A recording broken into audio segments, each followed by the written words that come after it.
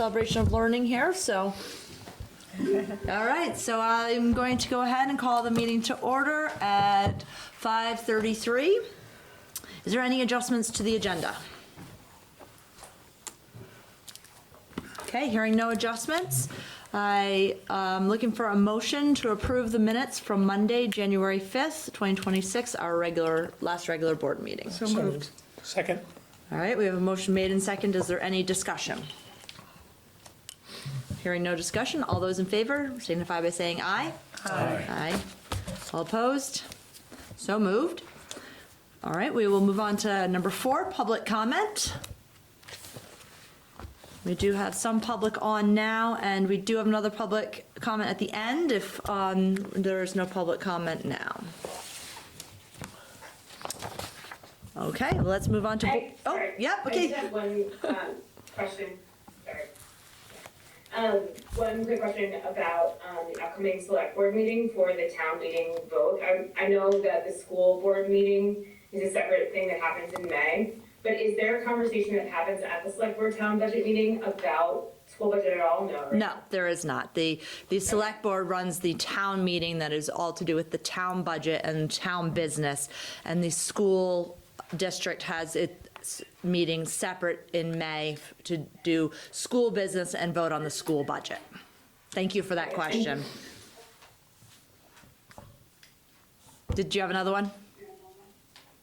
No. Okay. It's the same for Rochester as well, right? Stockbridge and Rochester both do the same thing. Yes. That is correct, yes. Okay. Thank you. Yep, absolutely. All right. If there's no further public comment, we'll move on to board comment.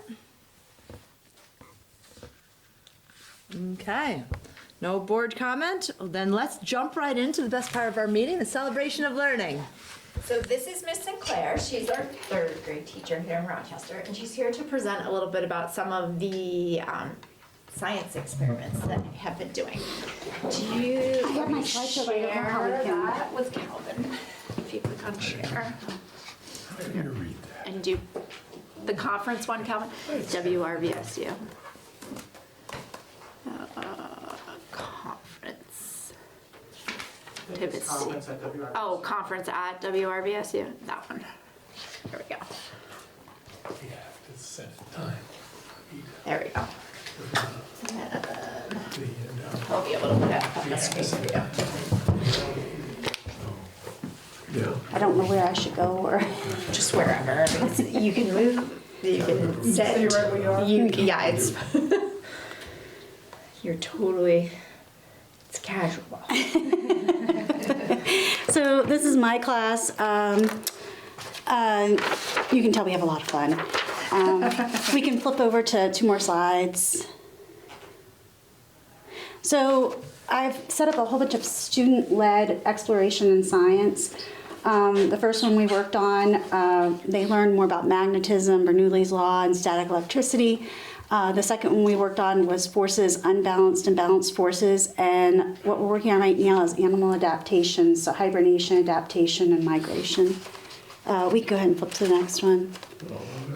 So for this lesson, it was really fun. What I set up was we had a tissue paper ghost. I gave them fishing line, paper clips, balloons, scotch tape, a magnet, and a scientific journal. And I said, we need to get this ghost to float. So it was around Halloween time. So I was like, you need to come up with how you're going to make this ghost float. Wow. And I was nervous about whether or not they were going to be able to pull them all off and how they were going to do it. But at the end, I was really surprised. They hit all 3 marks for me. And what I really loved about this experiment is one of my students who is more introverted and doesn't speak as much and doesn't stand out as much. She was so observant and she was able to figure things out like that. She was putting things together in her head and then she started taking a leading role in it. And I love that for her. And that's really shined in a lot of other experiments. So if you click to the next slide, all of them figured out one way or another, not exactly as I had anticipated. As you can see, the first one we came up with Bernoulli's principle, so she figured out straight off, she was like, okay, I'm just gonna blow this ghost up, I'm gonna let the air out of the balloon and it's gonna make the ghost float. The next one we had is, if you see the boy here on the other side, I didn't anticipate him picking it up that way. So I expected that he would that they would figure out how to put the paper clip on the table and tape it down with the fishing line and pull it. He actually put the paper clip inside the balloon, and it's in there, and he's got the ghost tied to the fishing line, and he was able to pull it up that way. So it wasn't exactly as I anticipated, but he found his own way, which was amazing. And as you can see, she was very excited with the static electricity. They figured that out and put it together. And after it was all done, they had kept a journal of what they had learned, what they experimented, what worked, and then we discussed the different principles that they actually had used to come up with how to make their ghost float. The next experiment we had was forces unbalanced and balanced forces. We are getting ready to go over to Stockbridge, and we are going to be doing forces in motion. So before that, I pre-prepped them for forces in motion before we got there. We talked about balanced and unbalanced forces, and again, I provided them two 2x12 wooden boards, the parchment paper, the roll of duct tape, the books, the block, the cardstock, the stopwatch, and the scientific log, and I gave them the task of creating the fastest possible slide they could. I didn't give them a time. I had them play with it and try and figure out. It was very interesting the way they did it. I was really, it was kind of cool. I was shocked. One team was very focused on the speed of the block. The block was your person that was going to go down the slide. And so they immediately went to putting the parchment paper on the board and trying to figure out how to make it slide down the board. At one point, I thought it was really cool that they were wondering if they could just put the parchment paper around the block and if that would work, and they found out it didn't. Another thing they found out with trial and error was the first time they did it, they used multiple pieces of parchment paper, and when they did it, it caused it to get caught a few times. It slid, but it would get caught. And then the other team, I was shocked that they weren't worried about the speed as much. They were making a tunnel because they were worried about the block going off the slide. So their whole focus had been building the tunnel. The other's focus was completely on speed. And in the end, with the tunnels, didn't get it to go down. It wasn't slick enough to go. The other ones could get it down, but it was falling. So I started talking to them. I was like, hey, how can we do this together? You know, what can you learn from them and what can you learn from them? And they started putting things together and trying to figure it out. So they did a second experiment, and they tried to put both of their ideas together, and they used the parchment paper and the cardstock. But no matter what they did, the parchment paper would not allow the cardstock to stick with it. So we tried a third experiment, and in the third experiment, they took the two boards from the first team and created the sides for them, and they were able to make their slide go. So it was really cool to see the progress and the thinking and the collaboration, and it was all student driven. I stayed back. They played with the incline and figured out how many books to get it up higher. They annotated their speed, and when they were finished, they did a report on everything they had done. They kept notes, they did diagrams and drew what they did. It was a really cool experiment. You can go to the next one and you can see some of it. I'm sorry, go ahead and go one more. So you can see they started off with the parchment paper. This is when they started working together, where they had the parchment paper and the tunnel. You can go to the next one. This is when they tried to wrap it around the block itself and see if they could do that without wrapping the slide and see if it could make it easier. You can go to the next one. This is when they were practicing with the incline. You can go again. Again, the tunnels and the wrapping of the paper. You can go again. They were so involved with this. Like this, they were so excited. I have pictures where he's jumping up in the background. You can see the block coming down the slide. But we did this for a few days. This was them just experimenting, them constructing, okay, how are we going to make it better? You can go to the next slide. And then these are some of their papers. I was really excited about some of their drawings. Some of them were very detailed. And so they created a lab report at the end of all their work. You can click one more. And this is them proud of their end result. This is when they were able to put the sides on it. So with this, they were engaged in their learning. They were not bored. It was not being talked at them. They were in charge of their learning. They were able to see the results. They could see it actually working in progress, and they were able to collaborate with one another. And they got the trial and error. I love that they stuck with it. Again, they have to persevere to be able to figure this out. And their lab reports and scientific logs to document their experiments and results, and they had a blast. They were talking about forever. Okay, you can go to the next one. What we're working on right now is adaptation, migration, and hibernation. We've been talking about survival skills. We wanted to figure out what it was like to experience the temperatures with some of the adaptations. So one of the things I did do was I exposed them. I don't know if you've ever seen Fat Bear Week. It's run by the National Park Service, and they have the bears, and they show them how much weight they gain between September and July in order to survive the winter months, and how that fat storage comes on. You can really see it, and the kids really love that. So we talked about it. We looked at the fat bears. We talked about how that would help them survive, and then we went outside and experimented with Crisco to show what it would feel like. So you can click to the next one. They had a blast. So they were able to see how that would insulate them, how it would help protect the bears, and they were crawling on all the different stuff outside with it. I'm just having a great time seeing how it works. You can go to the next one. And the only problems we had later on was they got so excited about crawling in it, some of the Crisco went up their arms a little bit, so that was interesting. You can click to the next one. So right now, we talked about it, we've read about it. Now they've picked out different animals. I had a list of cards, and whenever they finished their previous writing work, they could come over and pick what animal they wanted to do for adaptations, hibernation, and migration. We're also using it in DI. DI, a lot of times we've been reading about the geese that migrated, so they've had that within their curriculum. And they're putting together a paper with research on the pika, the Arctic fox, the polar bear, garter snakes.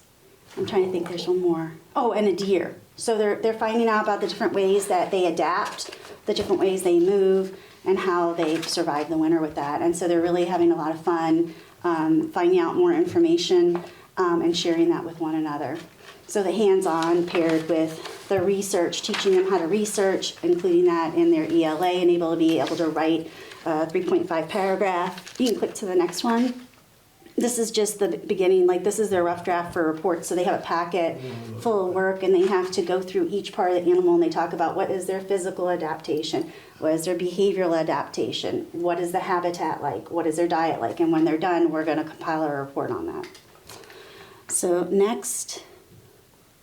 The next things we're going to work on is landforms, frogs, and butterflies. I've done butterflies before, but I'm really excited. I would really like them to be able to see the frog process from egg to tadpole and so forth throughout it.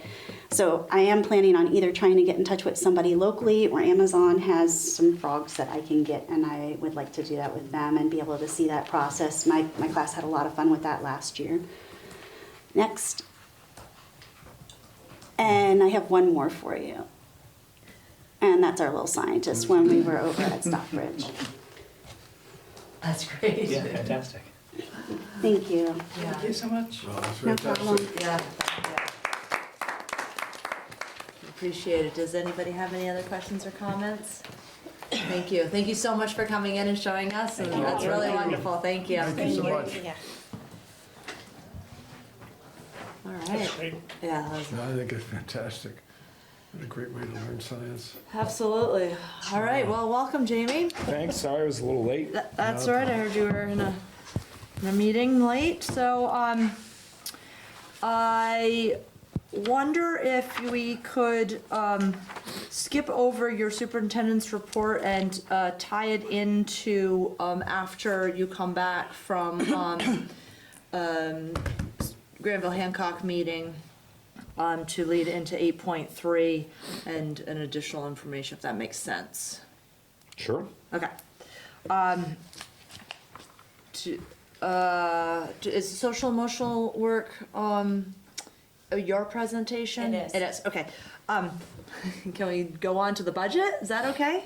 Sure. And to the business managers? Is that acceptable with all of you guys? Okay. Tara, if that works for you, we're gonna go on to your 7.3, your business manager's report, and then off to 8.2, the budget discussion. Sure. You all have my report. It outlines the due dates for the month of February for the business office for reports that we have to get done. In addition, we're wrapping up presentations for all of our meetings that happen on the day before town meeting now at this point, and informational meetings for Stratford that happens on a Saturday, and then gearing up to get Granville Hancock as well as your budgets finalized and your informational mailers ready to go. So if there's any questions there. Excellent. In our supervisory union, how many of our districts do their budget votes on town meeting day? We have 3 that go the night before, so Okay. that Monday night, and then Stratford votes by Australian ballot on town meeting day. Okay. And their informational meeting is on a Saturday in February. Okay. Well, good luck with that. Thank you. Is there any other questions specific to the business manager's report? All right, hearing none, let's move on to the budget.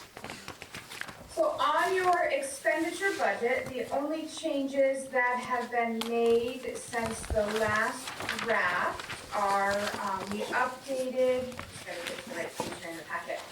We updated the secondary tuition to be based on, the actual tuition rates. Right, because we have And then everybody's we announced removed- tuition now.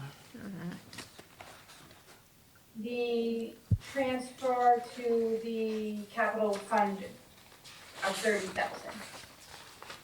Which is a penny. I'm sorry, say what, So you've been holding a capital fund transfer of 65,000. We reduced that by 35,000. Okay. Which, as we walk through your tax sheet, we'll explain to you why we did that, just to give you a sense, but essentially it's a penny on the tax rate. that is in expenditures or that's in revenue? That's in expenditures. It's at the Okay. bottom of page 8. Thank you, bottom of page 8. It's a fund transfer that you've been budgeting. Okay, So with those changes, it brings the overall expenditure budget an increase of $139,511 or 2.59%. right, and remind me, the insurance increase this year was like 8%, 7%? Is that correct? Yeah, we have built in, for the property and liability insurance to have a 10% increase, and you also, have flood insurance for the Rochester location, so that's part of your budget this year as well. She's talking about health insurance. No, I was talking about health Oh, insurance. sorry, But I we- was thinking property insurance. But yeah. that was another Health question I was gonna have in here 8%. anyway. So that is an 8% increase on health insurance. And we were able to keep our budget down to a 2.5% increase, which is, very good. You did touch on the property insurance. Do you wanna elaborate on that? It's just based on loss rates, cost of materials for losses, so our projections for our our property insurance and liability insurance is based on what NISBIT releases to us. They just started renewals for fiscal year 27. Our applications for renewal are due tomorrow, so they'll get all that information out to the reinsurances. So that's what we have built in for right now. I see. So, though we are maybe no longer insuring a building, the cost of insurance has just flatly gone up, which Yeah, is so the everybody, homeowners know. all homeowners would know that it is just unfortunately going up. Okay. Yeah. But it is, disconcerting at first to look at that number and see that increase when we know that we're insuring less. Yeah.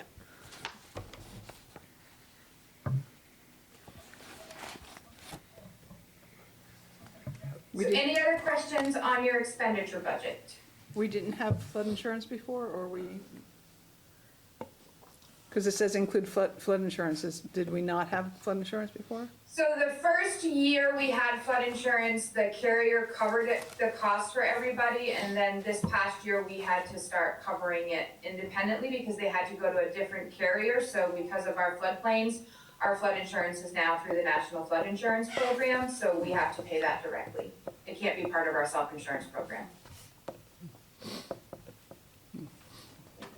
We have to have it. And that's due to, our proximity, to the floodplain. Yeah. Question. Yes. Yeah, Tara, refresh our memories on how much money do we have in our capital asset fund right now before the $30,000 transfer?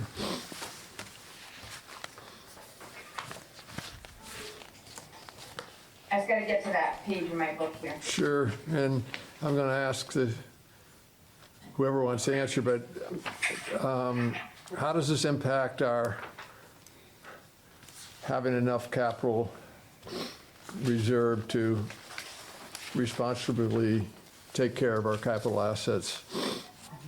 Is this going to, hit us in the heart, or is this going to, I mean, can we do this $30,000 or $35,000 cut and still be responsible in our capital improvement program?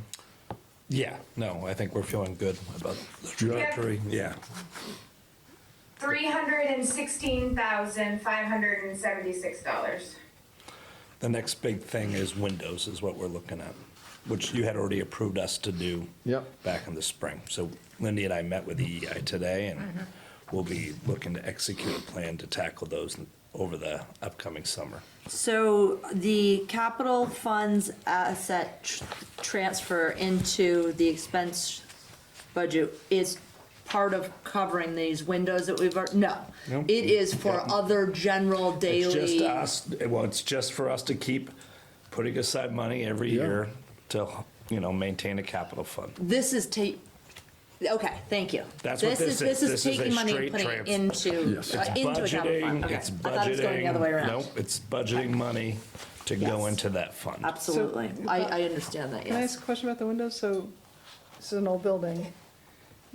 Do they have to, obviously, the lead is encapsulated at this point in time because it's been like 30 layers of paint over it, but They have to do abate, something when they break them up? abate all that stuff, yep. You have to Yep, abate we'll the use whole- Energy Efficiency Vermont, yep, Okay. They will do abatement. Yes. yep, that's part of there. There's nothing like spending time with a kid that's been lead poisoned. That's, part of the installation process, like, that's part of what the cost is. So the major projects that we anticipate would be, do we still need roof or? That's the next one that we'll be saving toward if you look at our capital plan. Yep, the windows was the next big bite because we have done our heating systems, and then it'll be roof next. How about parking lot? Parking lot, we had out a little ways Okay, in the capital fund, like plan. The next one was windows, then that. okay. When we met with our, forgotten the name, the Food and Harvest group, they were speaking about being able to connect a more robust irrigation systems at the Stockbridge gardens. And are they going to be able to proceed with that connection? So that was So that they only if could- we were going to tear up the parking lot. Did they ask us to keep that in consideration? So we don't have the parking lot on the agenda for like next summer. Right. They have an interim plan that they've been working on. In the meantime, we also need to meet with our water source people before we do a project like that because we are on a well in Stockbridge. And so if we have a summer like last summer, we just have to keep all Right. those, there's like a lot of moving parts to that. Okay, but it's you back still up to that, viable. I mean, we're not pushing a No, huge boulder uphill, are we? I mean, is it still sound like it's viable that we can be able to do this, this next summer? No. No, No. not Parking until we lot's do not the next parking summer. lot. Right, because the roof and the windows are the windows first, then the roof, and then we Parking can lots start across budgeting for a both parking lot. So the parking lot is down the road. That Well, we house- def- I was thinking getting basically a pile driver and you cut up the parking lot. It's crap right now, and you put in the line. So little known fact about Stockbridge, the Stockbridge parking lot is actually a Stockbridge town road, so it's not as simple as us just Aha. doing it. Things I've learned lately.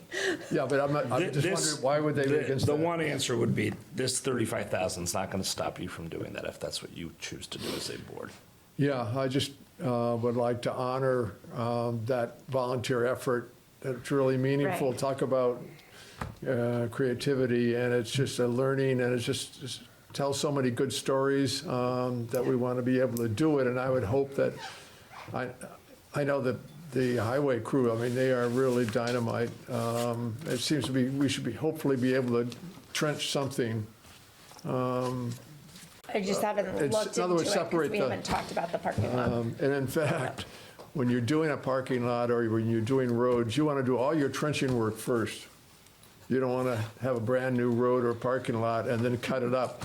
And the second reason you want to do it is it's to stabilize it. So you've gone down roads that all of a sudden to dip because they don't have the ground properly thing. So it seems to me we might, this makes really sense to do it ahead of the parking lot. No, I would, absolutely. I think that it is forefront on our minds for when we are getting down that road for the parking lot. But it does sound like there is some additional information that we need, Yep. such as if we're on a well, how. We have to work with our water source planning Right. person. Yeah. So I agree with you, Bill, that we should keep it in forefront, but I do think that there's, the capital repair fund, the first thing was windows. Yes, I'm not competing with that. I'm just wanting to see whether we can figure out a way. Because it doesn't sound like money, it sounds like some other things that, the water source, and dealing with a quote, town road. Yeah, I don't know how much it would be. We'd want to find that out. Yeah. So my question was, if it's a town road, can the town replace the parking lot? I must admit, I have not spent a lot of time researching the parking lot Right. right now. Thank you. Just know No, there's other really We do not more want pressing you things to. right now. Oh, Okay. gosh. Excellent. All right, so that's the capital assets fund. 30,000 is what is in the budget. Is there some more questions on the expense budget that has been presented?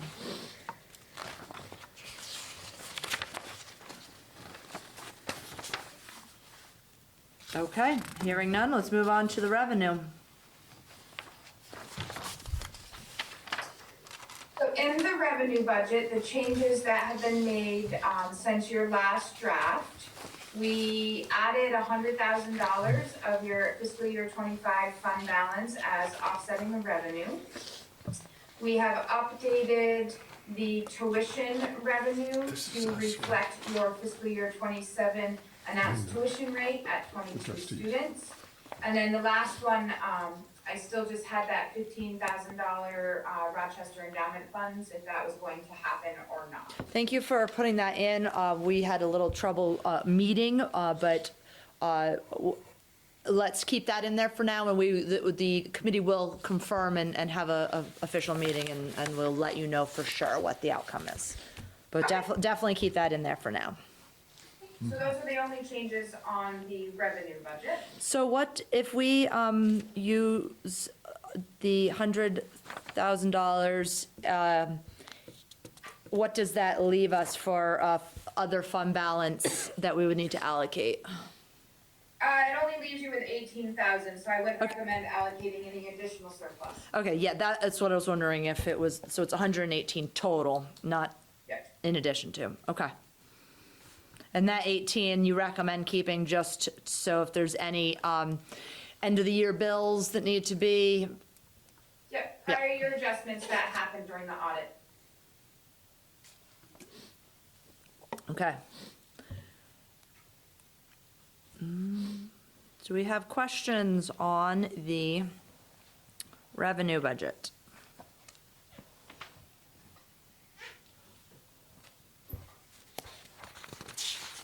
Okay, well, let's move on to our tax rate then.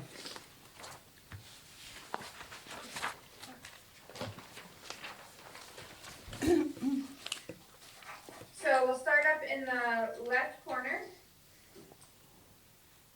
Total expenditure budget, $5,535,794. We backed out the offsetting revenue of $900,366, gives us an Act 68 education spending of $4,635,428.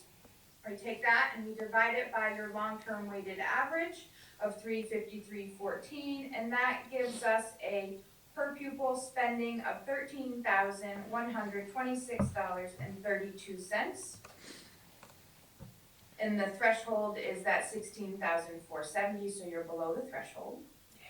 We then take your education per pupil spending and divide that by the yield, and that gives us the equalized residential tax rate of 1.4834. So from there, we take that and we divide it by each town's individual CLA.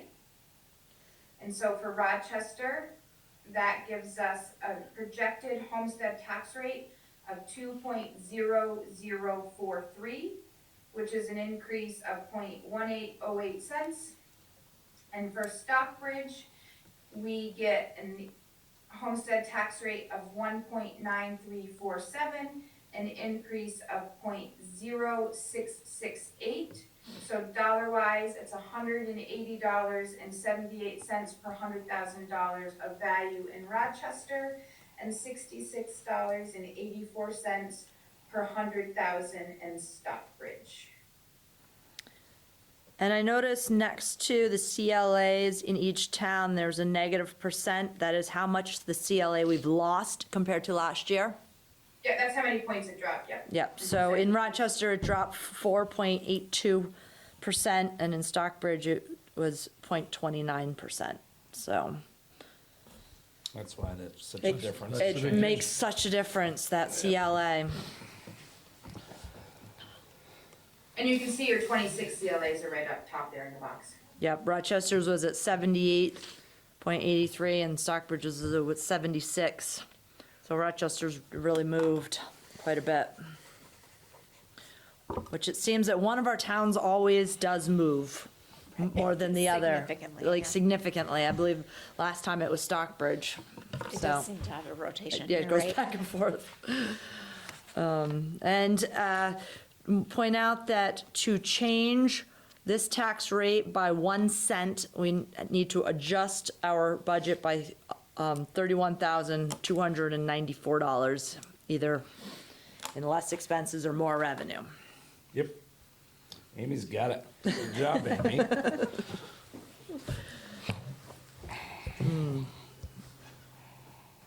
And we just reviewed the expenditure budget. Yep. And that increased a little under 2.6%, which is under inflation as far as I know.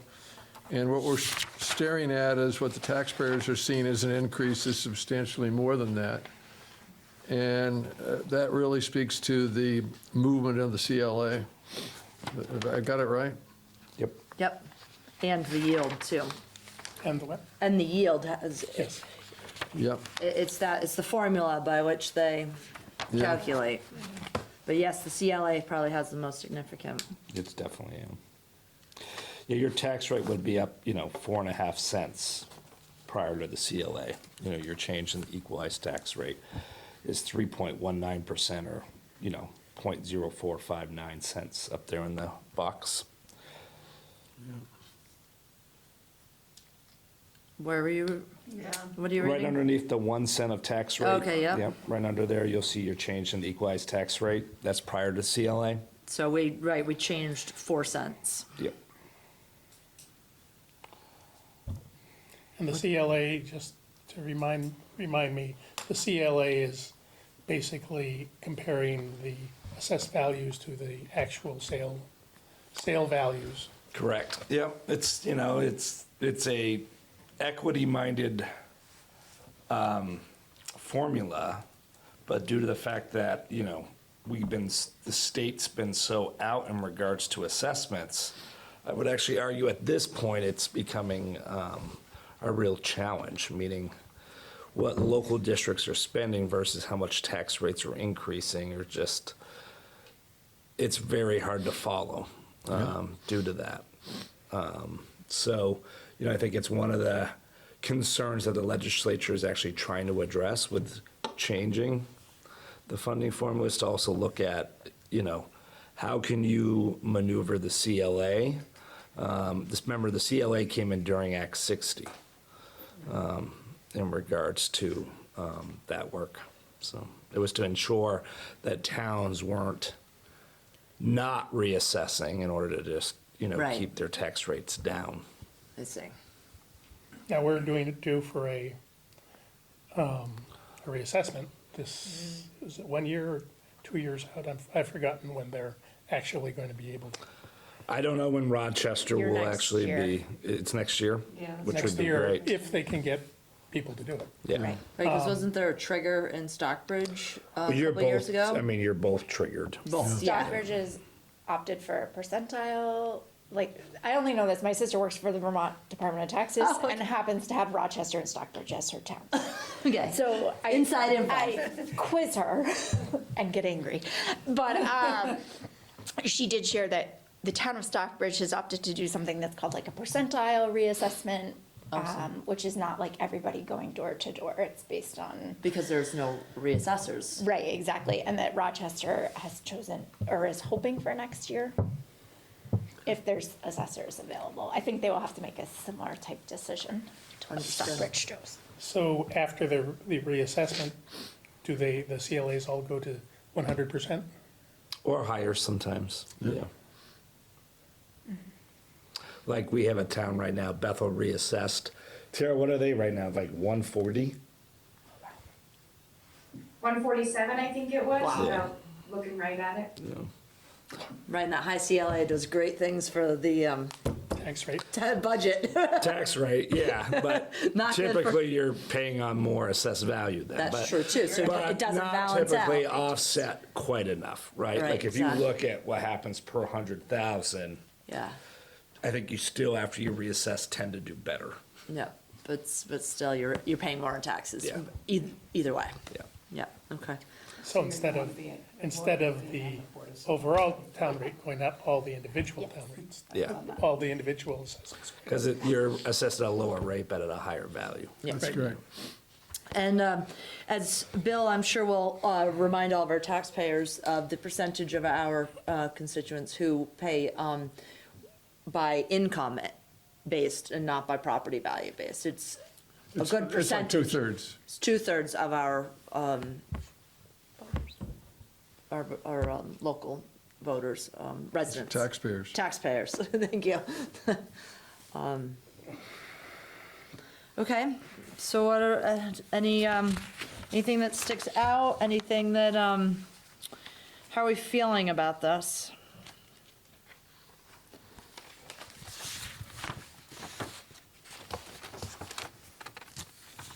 Seems to me that unless we made some drastic cuts to things that we need,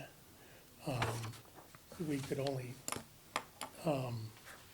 change it 1 or 2 cents. Right. Right, there's no place to make cuts, right? You've already decided on another That's it, teacher, right. and And we're down way well below the threshold. I'm showing that our per pupil spending is very much in line. Yes. Where do we compare with the rest of the state and per pupil? You're under the state average in per pupil, weighted per pupil spending. that's something, right? We are under the state average. Now, And this would keep you there. 2 things. One is the governor kicked this thing off with the tax department at the December 1st letter, and they trumpeted the 12% statewide increase in the school tax. And so you can look at this in the context of that pronouncement by the governor and his Secretary of Treasury. Yeah. The second thing is, though, we haven't seen the final, the legislature has to come up with the final yield, doesn't it? And that yield is subject to change, and that's the political winds swirling around. So is it not safe, but is it more likely that the yield will be improve our position or then make it worse? Yeah. We don't know by how much. We don't know by how much. I mean, one of the things I've been hearing, and you've been hearing, if you listen to Senate Finance, is that education budgets have been coming in less than anticipated on December 1.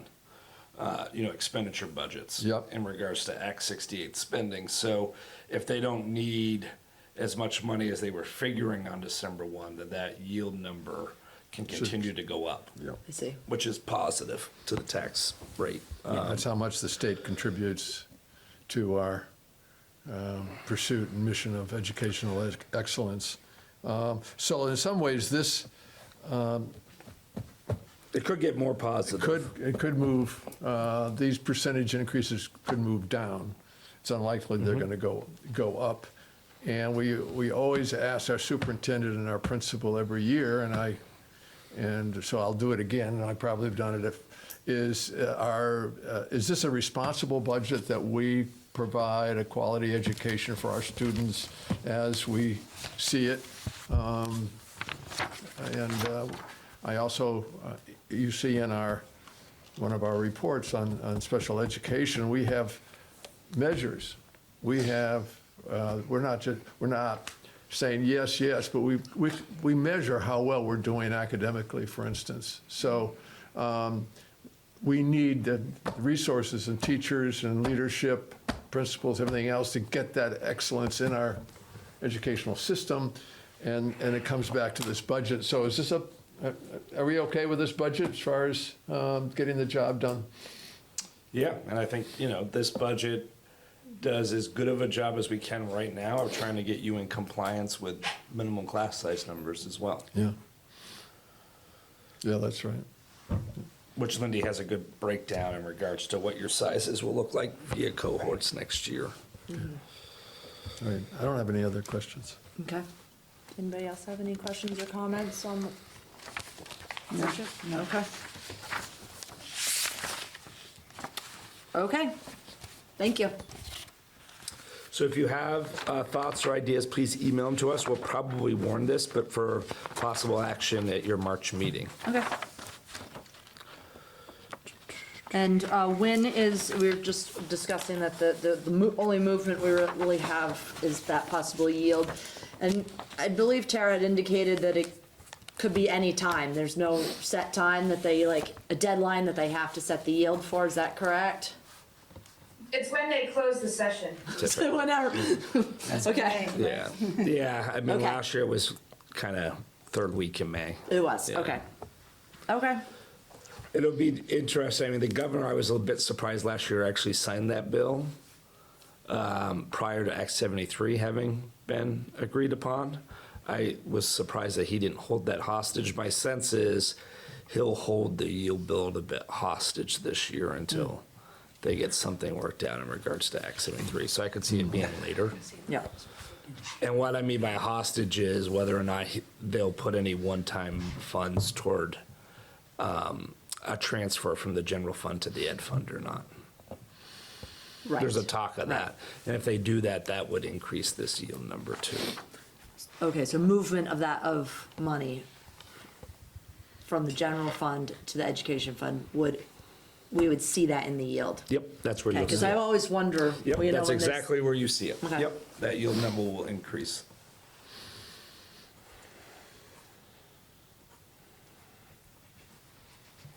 Okay.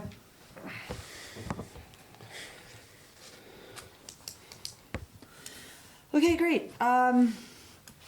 Let's move on to the winter social emotional data report. Sure. And when we will hold our 7.3 and 8.3 till you return. 7.1. Are we all set with Tara? We are all set with Tara. Is there anything else that you need from us tonight? Okay, well, we'll. I was gonna say, I still have 13 minutes where I have to leave you. Yes. I'm just worried Lindy's gonna go during these 13 minutes and you're gonna be waiting on me a big chunk of We're time. just going a couple minutes. When I go to GHUD, you might wanna do one of my reports and have her Yes. go Okay. while I'm gone. Okay. Okay, I just felt like we got cut short because there's so much to talk about. So I just. Yeah, I don't want you, I mean, she could go and then I'm leaving and. Right, you when may we have want to me approve for the rest policies, of the stuff. because they have it's a bigger budget piece for Yeah, I'll them. probably be with them at least for 20 minutes, 30 minutes. Okay. I could do my written report Whatever and you- give you oral updates on Act 73. Sure, whatever you feel would be the best. So you have my written report.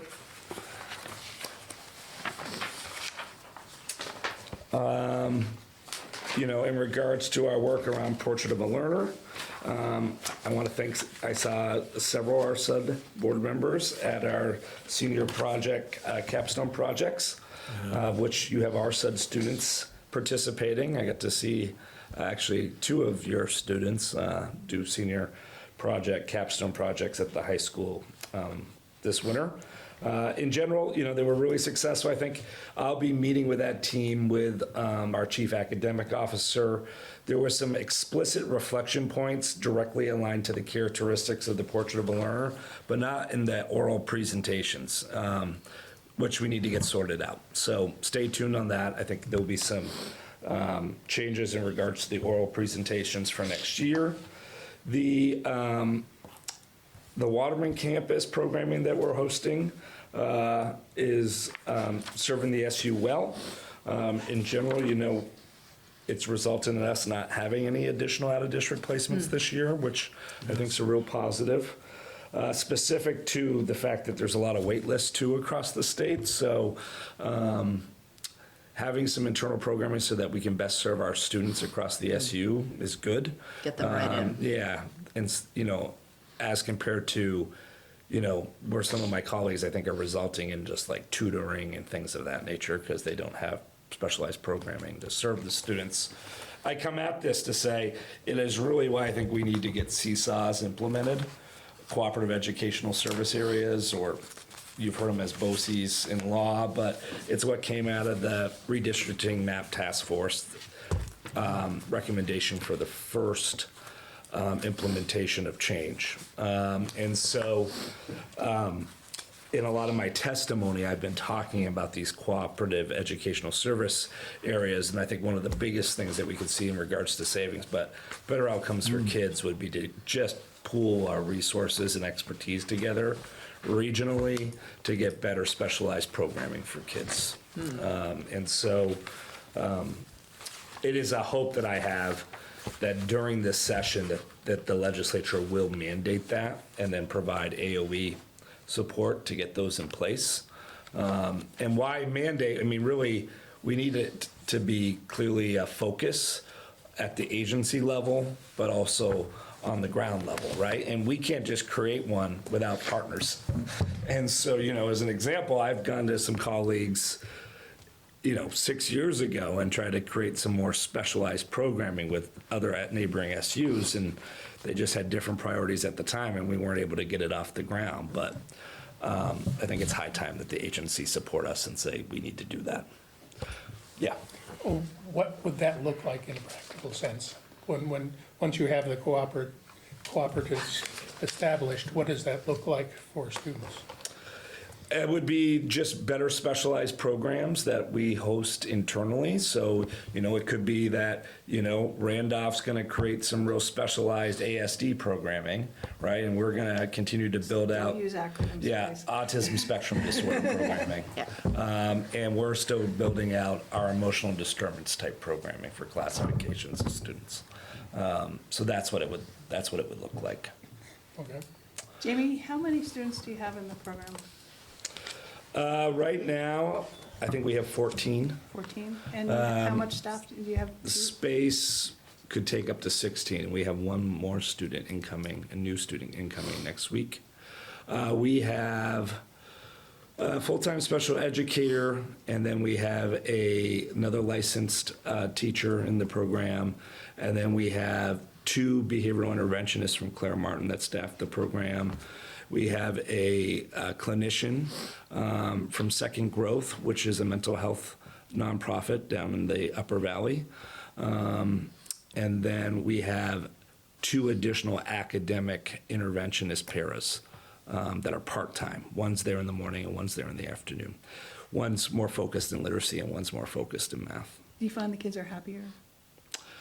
Yeah, by student reports and family reports. Yeah, we've done some surveying and folks are really happy. I mean, actually, what we've got to figure out is how how can we just universally create, better programming like this in our buildings? Because we're having folks call to want to come to the programming that wouldn't actually fit the criteria of the type of students we're trying to serve. So that flags to me, there's just some lift that we need to do across our schools universally, just to create some more strengthened personalized learning and pathways work, which, we continue to work on every year, but there's some students who I think who are inquiring about wanting to actually come to Waterman that are actually signaling to me, we just got to create some better personalized learning and programming at the building level. Do you think adding some regular ed students would say that you're not, what's the word I'm looking for? So, the whole idea was to integrate all kids into the regular system. These are not all special ed students. So you do, okay. Yeah, and the profile that we really were actually tried to look for is that this programming specific at Waterman is focused on like internalizing behaviors, Okay. mostly around students who we were concerned about dropping out of school, and or just becoming like high rates of truancy and chronic absenteeism. We have since added a few students who have some more challenges in regards to maladaptive behaviors. So it is actually a pretty good mix. It's not a one type approach in regards to the type of student that's there. The issue we have is just our space is a bit limited. Like 16 is really where we tap out in regards to The rooms are space. small in the building, the rooms are fairly small in that building. Well, upstairs, but not downstairs. Okay, I've not Yeah, no, been downstairs, there's actually some pretty good sized classroom space that was applied research building, so downstairs is where they did all their lab work. So it's like having like middle school level like lab space, and there's a whole kitchenette that they use, and there's a whole shop as well. Oh, that's great, Yeah. that's great. And do you have specials teachers, like science and, not science, but art and like a shop teacher come into the building? We have music lessons that are offered that push in, so, yep. Thank you. Great. And I am going to come visit. but- You should, yeah, please do, yeah. I think we're ready for that at this point, yeah. Yeah, absolutely. Yeah, I just wanted to highlight, if the board members haven't been aware of it, but if you look at Jamie's report, he changed the format this year for the headings, the major headings, these are the superintendent's goals, the 3 major goals Within the strategic plan. within the strategic plan. Yep. And so every time we read his report, we're reinforced to thinking about where we're going as an SU and reflecting back to RSUD. Now, we have our own goals. The RSUD board has not developed their own, which would be in sync with the superintendents. But I really like this format because it links us to now, and it links us to the strategic plan, which is multi-year going forward. And I think that is a very positive way, a useful way to learn and keep track of what's going on. Thank you. So, and then quick before I go, and if I show up a little late to that meeting, that's fine. Act 73 updates is, things are moving really, really quickly, I would say, meaning they just change every day. So, I would say to you, I try to give you just an oral report to get a feel of what's going on in Montpelier as of right now versus trying to keep up with it every day. Like, it's really hard. And so, where we're at is, I don't think there's any desire, I don't think you're gonna see a map brought to the floor. I don't see a drawn map coming out of either House or Senate Ed. The idea of, a map being voted on, I think is dead. I don't see any momentum there. Wow. The governor wants maps. And so you may see some Republicans possibly present some maps for consideration in House. Well, if they don't Ed. present a map, then the 73 is dead, right? Well, no, I think they're going to tweak Act 73. They'll- Yeah, so that's what I was going to say. Okay. So I do think really what the conversation now will be is Act 73 will require cooperative educational service areas. There's a real momentum around that. I do think that there will be a strong urging in some type of probably stick by the use of the state board to require mergers. The biggest voluntary mergers, but at the SUSD level, not at the district level, at the Senate side. So the Senate ed seems to be way more supportive of supervisory unions, which they were last year. The House ed is talking about supervisory districts and forced mergers into supervisory districts. And in a way, that is map drawing. They're not going to draw it, but they're going to essentially say to you, you're going to create a new SD, school district, right? That's a supervisory district. So that is where there's going to be a lot of debate. It's going to be whether or not the House is able to get only SDs out of even their committee. To be determined. That's the email you got from me last week with the action alert saying to write to folks.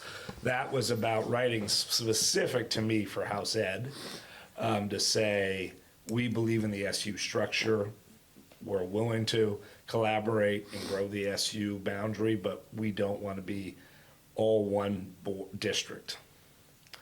And we're so close. Aren't we really kind of close to getting what they want in terms of SU for the size? Well, what they will say to us is, yeah, WRVSU, that's great, just become a school district. Right? And you lose this local board. And choice. And you would lose, yes, choice. And for the House, it is about choice. Yeah. This is how they're trying to get at choice. Yeah, that's what, so something I read a long time ago. yeah, I was like, it- that's your whole agenda. The whole agenda appears to be at the House actually about just trying to get rid of SUs and hence get rid of choice. We've tried to say there's a lot more to SUs than choice. Right. Didn't they just propose a bill to expand choice then? No, they proposed a bill in the Senate to require districts to only have 3 receiving districts, right? So they wanted to limit choice. You'd have to designate up to 3. That is a bill that actually got introduced in the Senate. In the Senate, okay. You know, what will, the politics at play will be there is a contingency within the Senate and a group at the House that may try to thread some needle around this idea of a forced SD model, which is what we were dealing with, if you remember, way back in late May when I was putting lots of action alerts out, is at the very last second, a group of senators tried to scrap the Senate Education Committee's bill and revert back to the House bill that was requiring SDs. You know, one of the challenges that we have as well is that, you know, the VPA is very anti-SU. The VSA is anti-SU. The VSBA in the past has been anti-SU, although this year they're sort of not tackling that specific conversation. I think based on the work that you did as a board, frankly, to pull out and to have some other folks who are in SU's governance structures put some better pressure on the VSBA not to testify that way. But, you know, the only educational group that's talking about the importance of SUs is the RSCA. Yes. And it, you know, it's challenging because I'm one of the few superintendents that has gone on any record and talked about the importance of SUs, like in general, when our superintendents are testifying, they're anti-SU. And that's about them. Right. I mean, I'm pretty clear about that, right? That's about them not wanting to have to work with as many boards. When they say that SUs are inefficient, they're talking about boards. Yeah. And they're talking about local democracy, right? Like they're talking about your annual meeting and voters getting to vote on a budget. And Right. so that's what they talk about, better efficiency. They want just one budget, right? They don't want You want to do it without 7 us. different budgets. So, so that's what's really at play politically. this thing, I think it'll play out until late June again, is my sense. But right now, the focus is certainly on the House, and there will be a time soon where we'll have to ramp up advocacy with our representatives at the House level Yep. in regard to ensuring that they don't support anything that doesn't allow for SUs. Wow, that was a good update, thank you. It was very informative. Yeah, and I would say, like, you're gonna hear rumors and other bills get introduced, like, I don't know where they'll go. I mean, the other thing before I head to the other board meeting is that, I think that Senate Finance was really open to the concerns that I raised last week in regards to the caps and how those, if we were gonna do a cap, it needs to be nuanced, meaning it shouldn't just be per pupil. They came up on their own as we were conversing on Wednesday about the idea that you could use an Act 68 spending cap and look at per pupil, which actually makes a ton of sense to me, and you could use whichever one as a district that made more sense based on your situation. And because if you lose pupils, then you're going to get really penalized, right? If you gain pupils, then you may want to use the per pupil spending. But if there was a cap on your prior year Act 68 spending, which is actually coming from the Ed Fund, you may be able to work within, even if you lose pupils, you could work within an Act 68 spending cap. Yep. So they seem really open to that type of idea. So Good. that's good. Education is taking place at Montpelier. Yeah, and I also said that if you're going to put a cap, you also have to put a cap on an announced and allowable tuitions. Yes, absolutely. Right, you can't say that our cap's 4%, but then say that districts can announce their tuition at 6 or 7. Right. Bill? Question, I never heard, on a school choice issue, and the people are against that, how's that break down, Democrat and Republican? Is there an equal amount of, or is it basically one party that's pushing to control I would say or the decrease? end choice is the Democratic Party. That's what I thought. Yeah. Because school choice gives you choice. You think that's a very fundamental thing, just like democracy and local control, you would think. And here we have the parties that are kind of switching roles that are just amazing here. The governor doesn't want to have local government. The governor doesn't want to have democracy and less school choice. You would think you'd be fighting for all of those things. And okay, thank you. That's what I thought, but I find that weird. Excellent. All right, Well, I'll be thank back. you for that Thank update. We will continue when you get back. Great. Isn't that amazing? Oh, yeah, that was, We just covered a lot. yeah, we definitely covered a lot. It was very informative and in condensed, like, yeah, just very clear. Synthesized. Yes, thank you. Appreciate. No, I hear you. It's a lot to wade through. Well, that's what I'm saying, yeah. All right, well, let's move on to the principal's winter social emotional data report. Yeah, so first is my actual principals report, which is a little bit separate. Okay. It's separate from the social emotional. What I will share a couple highlights. The winter concert, music concert was a great success 3 weeks ago. January kind of blended together, believe it or not. And one of my favorite parts is that the kids get to be in grade-alike teams while we do rehearsals. So kindergarten and first grade students also did a writing and read-aloud activity around Martin Luther King Day. Second and third graders did some team building. Fourth and fifth did a combined geography class. And sixth graders are all about their capstone projects and senior class trip, and can't we just go live in Boston for a week? The answer is no. You know who I'm talking? Yes. They voted on the different activities, and it was very interesting because they always make them put their head down to vote, so there's no right? No, even when you do something written, like there's always that influence. So if everybody has to stay put their head down and vote, so they were very shocked at what the results were. I think there was a mix of some things and then some other things. They're like, but we didn't get to go to this. And I was like, well, first of all, we're not going anywhere yet.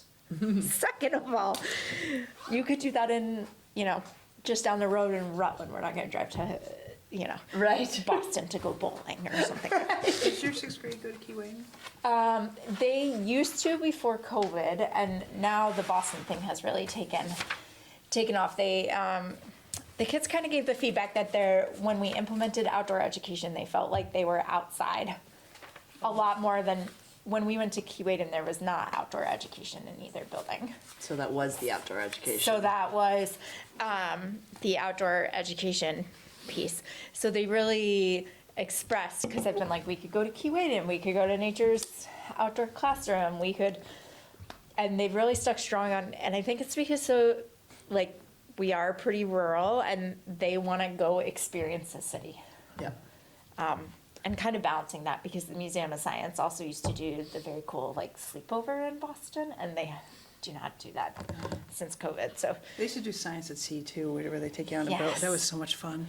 there were some cool things that have kind of, and I get it, I'm sure, night at the museum. Right, Live is a, did you go on that? Yeah, I went with Katie on that one, yeah, and I She did- might have been one of the last groups to go. I believe she was one of the last groups Yep. to go, and I went as a child through the Girl Scouts. Yep, I did the and that experience also, I wanted to comment the fact that there was kids that don't have the opportunity to get to a larger city. When I was a kid, I remember those kids who had never seen an escalator, and so just to expose them to something like that was extremely meaningful. So Yeah. When I taught in Tunbridge, we brought a group of kids to Faneuil Hall and to Science Yeah. Museum, and some of those kids had not been to New Hampshire. right. Right. It was There's like, a balance. it's the first time we've been out of the state. Yeah. Each group's different in that regard. Yes. Each sixth grade group is different, different in their exposures, exposure, but yeah. they're very adamant. The original proposal was to go to Philadelphia for 3 days. I was like, no. Why Philadelphia? They're very interested. There's a whole group of them that are very interested in the Declaration of Independence. cool. and like that. So I give them credit, Yeah, that was very educational. but 3 days in Philly is not. We're not developmentally. They can there. walk the Freedom Trails. Yeah, exactly. Exactly. There you go, in We'll Boston. we'll tie a different aspect in. And it doesn't cost any. The other thing that I'll share that's in this report, two other things, is one of my favorites. It's I Love to Read Month, but the kids will learn tomorrow and Wednesday that they've earned an all-school celebration, and we will be doing books and bagels next Tuesday morning at 8 here in Rochester, and Wednesday morning at 8 in Stockbridge, which is a great opportunity for families and community members to come in, have some wild fern bagels, read with their students, and kind of start their day that way. And it's something Nice. that's been ongoing, that's fun. And then lastly, next Thursday morning at 8:30, Jamie and I are both doing a community meet and greet at the cafe. Okay. Just an opportunity for people to come and answer questions. I will share that on the 16th, Jamie just provided some Act 73 updates to the entire SU, like all teachers and staff around that. And they've created like a feedback form for teachers and staff to ask questions. So then he'll do like a Q&A that he shares out. And I don't think he gave great. himself that credit in his own report, but folks found that very helpful to just hear about and learn Yeah. versus trying to weed through all that information. So then in the report, nothing's that different in terms of configurations. I haven't even touched it. I literally copied and pasted. No, but thank you for continuing just to to kinda keep it in keep it front of there. us, to really look at what our Yeah. enrollment is at our different campuses, and with the Yeah, projected minimums, right. so. Any questions about that? And you're going to do multi-age classrooms in both schools. I am going to, yes, we are going to do multi-age classrooms in both schools, because that does get us one step, except for kindergarten here in Rochester, because kindergarten doesn't have a minimum. Because that does get us one step closer to meeting those minimums. not because it's what people are asking for or what we should be thinking about, but at least because next year starts where your 3-year average has to meet those minimums. Okay, so this So- is a first step to. So, Yeah. so next year, we might have to think about, Yeah, we're gonna need to. Which kind of gets us into that, what is that, 8.3, that draft timeline. I think we're gonna talk about that. Yes. About. Starting to have Yeah. those conversations. So one question, Lindy, in regards Yeah. to the Stockbridge 4, 5, Yeah. 6? Yes. That doesn't qualify, correct? Right, Or is the it doesn't need it. We are looking for clarification, and here's what I'll say. We are looking for qualification because we do break out by content area at the 4, 5, 6. So, I mean, obviously, 6th graders does not meet the minimum because I think that's like 15. But but like the 4th and 5th kind of travel as a cohort through math and ELA. So we're Okay. trying to get some clarification Okay. because I don't think it's something that's been thought of yet. And when Jamie and I talked about it a couple weeks ago, he wasn't sure that they had looked at it. Like, how is the AOE going to pull that data? Like, are they going to look at it by homeroom or are they going to look at it by a kid's schedule? Okay. So yeah, the 4th, 5th, and 6th grade is what makes it so we don't meet Right. Act 73 in Stockbridge because you can't have 3 grade levels together. Right. That's a great Yep. question. it's a big bridge between 4 and 6. It is. It is. Yeah, it's. Luckily, It's a fourth big grade- bridge. Luckily, 4th graders are like the easiest to deal with. Though I will say, when I first started in Stockbridge, it was 2nd through 4th grade, and that felt like a bigger Yeah, that would be horrible. span, which is why we switched to this model. And some of that is that change happened before I started, but a lot of that has to do with offering preschool enrollment. And for a while, I think some schools had preschool and kindergarten together. But preschool also falls under a child licensing division, like childcare division. So they had 2 sets of standards. So it would limit how many preschoolers you could take. Right, if you have kindergartens Yeah, in and there you too. had, and that is a big span too. Yeah. If you think about Yes, a it is. preschooler to a kindergartner. Yeah, because there's potential So that- 3-year-old to a Yeah, 5-year-old. that split started right before I started Yep. in Rochester and Stockbridge. So that's kind of how No, it I was- agree. that push happened to 3 grade levels. My daughter was in a 3rd through 6th grade classroom, and that was pretty hard. Oh, wow. Yeah, That's a span. And just, that was a we nightmare. learn a lot of different things. And you just said that in the 4th, 5th, and 6th, they gets broken out, content gets broken out. So you have, they are separated Right. for English, math. Yep.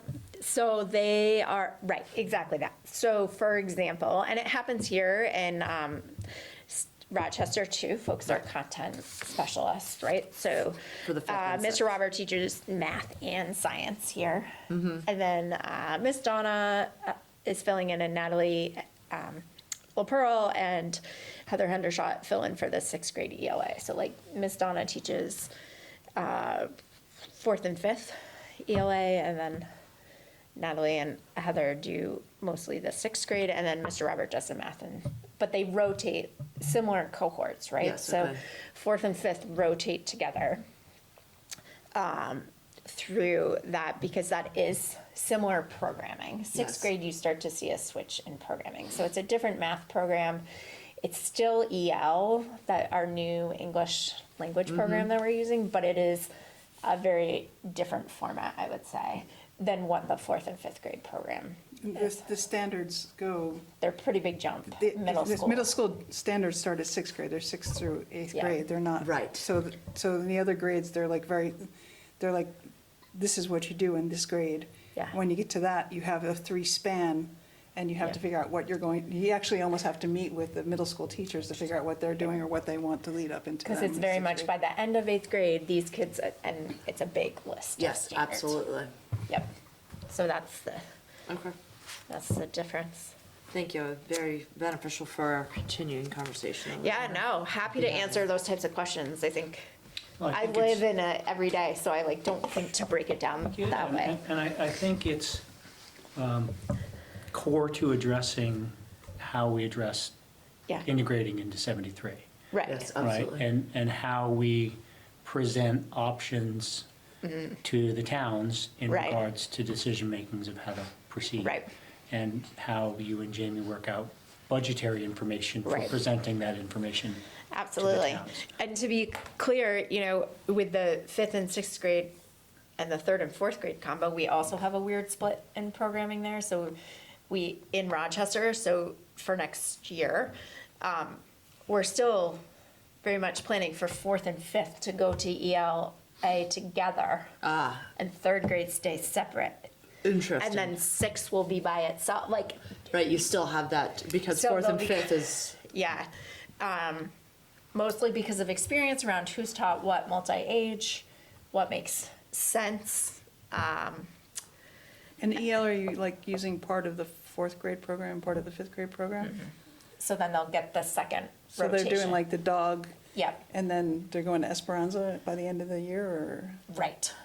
So it rotates, meaning one module we're doing 4th grade, the next unit we're doing 5th grade. So it's rotating. Sorry. And then it flips. Robin's just familiar, which is helpful. And then next year that group will get like the opposite of that. So it's important to kind of keep that 2-year rotation so everybody gets the right standards coverage as Right. well. So that's also another reason we've reached out to ask for clarification about the breakdown. Like these homerooms in Rochester meet those minimums. But when I start to break people out next year meaning kiddos, for where they're gonna travel for their content, which is very similar to that 4th, 5th breakout in Stockbridge, what does that mean for Act 73? Nobody. right, where are they grabbing this data from? Exactly.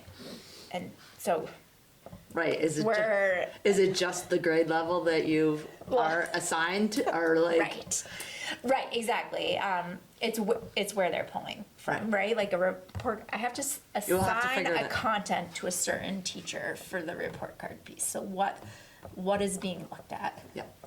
And they are aware of that question, they being the AOE. So that is something that we're trying to figure out, because it is a valid, like there are some parts of that 4th and 5th grade that, yes, they're together in the morning, 4th, 5th, and 6th grade for morning meeting, but then they really are not back together until lunch. So, not that 4 gets us close to, but And that this- 4th, 5th combo is not that far off from the average. This likely isn't the forum or the time for it, but does this integrate into, it's been raised, the question of having 6th grade not be a Yeah. portion of this at some point in the future? And is that ultimately beneficial to them if they're integrating into that 6 through 8 collectively, Yeah. like some of the other districts are, or supervisory unions are, versus being potentially late to that integration? Yeah, I think it goes back to choice and where you choose to send your child. And I'll be honest, I'm not sure where other schools stand. But for example, I can give 2 examples, 2 of each. So Middlebury and even White River Valley Middle School, they start middle school at 6th grade. But Woodstock and Randolph start middle school at 7th grade. So I don't know where this is all gonna flush out for those other There's a schools precedent for both. in Act 73, but depending on where you choose as a family, right? That could mean an extra transition Right. for your child they'd have to go integrate into one elementary school for 1 year. And then they would all go to middle school as 7th graders, or they could start with all the 6th graders. Just depends where you're gonna choose. And I think there's pros and cons to both. His socially, I'm going to, because you've heard me say this before, socially and emotionally, I'd say middle school is like the hardest in terms of where they're at and what they're trying to figure Yeah. out. And if you can keep 6th graders protected from that for a year, it's not a bad Well, it idea. definitely is something for us to investigate more, and it is something that will be part of the community conversation that we're having. But there is definitely pros and cons to each. I mean, I was a parent of a child who went to 6th grade here and then went to 7th grade and another school, and it was drastic change between 6th grade, there's a note that gets brought in if somebody else is gonna pick her up from school. If Yeah. she's getting on the bus, there needs to be a note that she's not getting, that something different is happening. I put her on the bus and she gets Off off she at the went. school, and if she gets back on the bus at the school that she was at all day, she does. If she doesn't, she doesn't. She misses the bus coming home. If somebody else picks her up in the parking lot, they don't know. That's high school. Yeah. And, so it's like, was I ready for my 6th grader to do that? No. Yeah. Those are But the kind of some things. 6th graders are extremely ready, And so I don't know, in other places, Act 73 conversations, right? With 6th grade numbers jumping up, that an average has to be, I think it's like, I can't remember the average, but it's higher than the 2nd through 5th grade. I don't know if those places like Randolph or Woodstock are having the conversations about moving 6th grade to the middle school. And I think that would Right. be when we have our community conversations. Like, I think that's information that we might That's have to something to look figure out. into, absolutely. I think it's, I think the task force, and again, I'm like new Yeah. to this, but, the results from the task force gave a direction for us to pursue in So regards that- to I agree. presenting options for the towns Yeah. to consider. Yeah, I think they gave us, Frank, honest decisions to Yeah. make. right? Yeah. Yeah. In a relatively short period of time. Yeah. yeah. Yes. I agree with you. Absolutely. No, those are all good. And that Questions? is the direction that and that is on our agenda to flesh that No, out, but how we can take that next step. Yeah. So, thank you for presenting Yeah. this in front of us. All No, right. those are good questions. I really appreciate them. Because like I said, I'm in it every day, so I Right. forget to explain them, what that breakdown really means. Any other questions about the principal's report? And then I can No. go over that. All right, social is there any other questions for Lindy on her principal's report? Okay, we'll move on to the social. emotional So data. the first page is just a big summary of all the universal and targeted supports that we provide for social emotional learning within our schools. Every teacher here has training around PBIS, which is positive behavior intervention and supports, and responsive classroom, which is all about setting learning expectations, building routines. And a majority of classroom, anytime we've hired someone new over the past 3 summers, since a majority of us had this training, we are able to pluck someone into that training so they have access to it. So we continue to have new teachers trained on this annually. Frequently, it's common enough across the state that when folks interview, they've already had that experience Okay, in that good. training. So it's not something that necessarily, for example, all our new folks at Stockbridge, they had all already had Already did it. that training. That's good. That's nice to hear that is what's, for It's across the state. Quite that the is- momentum, and we've done follow-up trainings with them before, such as like responding to misbehaviors and different, so there's a lot of also like great targeted trainings that you can provide when you start to see things pop up. So other things, we still have our partnership with Claire Martin. So we have a behavior specialist that works in the building. She's 5 days a week, 2 days in Stockbridge and 3 days in Rochester. And then we also have 2 behavioral interventionists, one who supports a couple kiddos and one who supports 1 student. And that isn't necessarily always behaviorally. Sometimes that's like academic or to support a student's IEP, to just clarify. And probably the most exciting part of this year is we were excited to welcome a school counselor back, because a year without a school counselor was no fun. And so she has been a great addition to our team. I will share that prior to this, she was a school-based clinician, so she'd worked in schools before, and she has an extensive mental health background, which has been great. Great. We are using a curriculum that supervisor union-wide we're using, which is called Character Strong. So it really builds from personal responsibility to being a good friend, to what is bullying, to responding to that. And she's meeting with some students individually. She's got some small groups going. So all those things are in place. We also partnered with the University of Vermont this year to host an intern who's working on her master's degree in social work. And Alexis Smalls, is here 3 days a week, and she supports families as needs arise. We had some families experience quite a bit over vacation, so able to support in that way. She also is just like in, I don't know how else to describe, the kindergarten and first grade classroom to help kids just like regulate feelings and things as they arise. That in that moment, like, I'm melting because I don't want to do this workplace, or I just don't know, right? Because I'm a little body, big feelings. I've got one. Little body, Right? big feelings. That's We go good. through it. I remind my sister frequently when she's got one about the same age, and it's very common. So if we go to page, well, there's no page numbers, but the next page that has this. Okay, so these are just some different social emotional goals that are district-wide. We have no one placed out of district and haven't for a couple of years. We are able to benefit from, we have students who participate in the Waterman campus, so that helps us as well and helps those kiddos.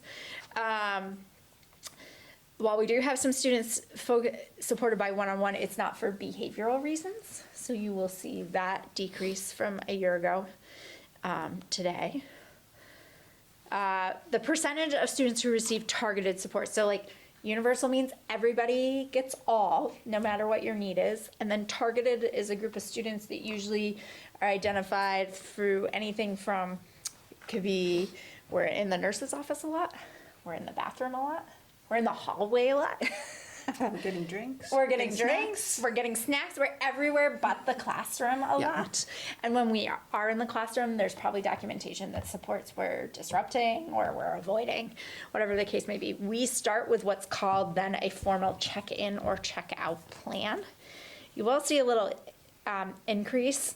I'm here to tell you it's not because the number of kids supported by those plans have changed, but truly because our population's decreased and some of our kiddos have stayed the same. Like when I compared the list to this year to last year, it's the same number of kids, but They're we just have overall, we less. didn't have as many. We didn't have as many kids. So there is a little bit of a jump there. I was like, what is this jump? I'm not seeing this. But then when I looked back and compared, that's what it was. We also have a handful of kiddos who are supported by a social emotional targeted intervention plan that could look like 90 minutes is a really long time, so we need some sort of break in the middle or some sort of revision to our day where we work with the occupational therapist maybe for sensory needs. It could be a wide variety of things. Students who are supported both by a social and emotional targeted intervention and have an academic need stayed the same. And then the students with academic targeted plans, so that could include an IEP, a TIP, which is a targeted intervention plan, right? So a student who's supported with reading intervention or math intervention, or a 504, which means you have a disability and it impacts your access to education. We did see a little bit of an increase in that, but again, some of that's population, some of that's enrollment change, right? Some students come to us with some of these services and we either change them up or keep the same, it just depends. If you have a kid with 504 and they have ADHD, they're allowed to stand up because that's what they need to do. Exactly. So it might That's not the be a- exact example. It might not be a big thing for them to do. Right. Sometimes it's harder for adults than it is for, like, the kid is like, yeah, this is great. I need to stand and move my body.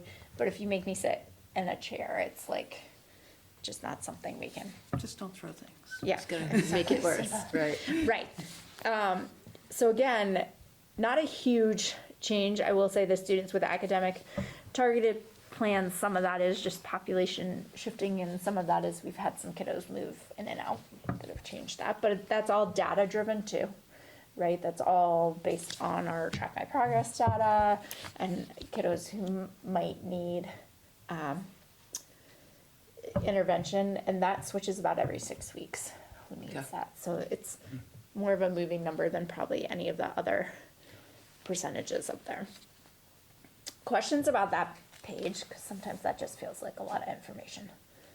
Oh, that's great. Yeah. The next page is office discipline referrals. Or an incident referral, and these are the ones that land on my desk or I step in to deal with.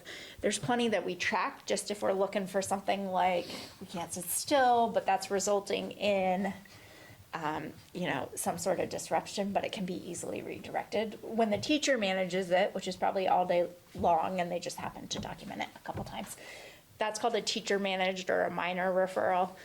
And we do that to help look at those data points and be like, oh, maybe this kiddo needs a movement break a little bit earlier, or just needs specific goals to work on to help focus in on meeting the expectations. So these are the ones, there's a significant decrease from January last year to January this year. That's exciting. October, that's huge. Yeah, huge difference in October. It actually was quiet. I don't know why. I'm not gonna argue. And actually, just having such low December numbers, that's amazing. Right.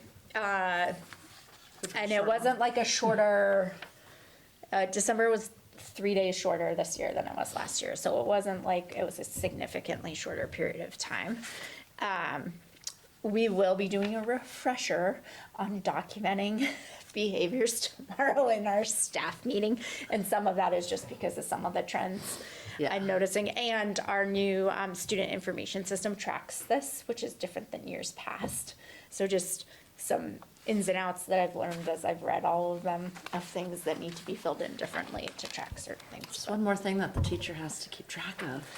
It is, it is pretty, That's a lot. I'm just trying to think if I had a bundle of kids and just, I honestly find myself like, I have a sticky note. Yeah. And then you go back in and yeah. do it, but it is one more thing, I agree. But it's also, if you don't do it, and then there's a major thing, and parents are like, I had no idea, and Yes. and you've been dealing with it all year, and you haven't had Right, it and then it documented. builds up. Then and it creates a just- problem. And like you said, you just need to redirect. Yeah. Maybe we need a break a few minutes Yeah. earlier. Yes. I can, Not to interrupt, but yeah. is there I know one of the items that we're looking at is for example, the behavioral threat assessment. And so is there a sort of a collaboration or some sort of connection between looking at some of these kids, and then does that transition into potentially, if you've got, Anticipating. yeah, or having some extreme behavior and yeah, trying to anticipate that in advance?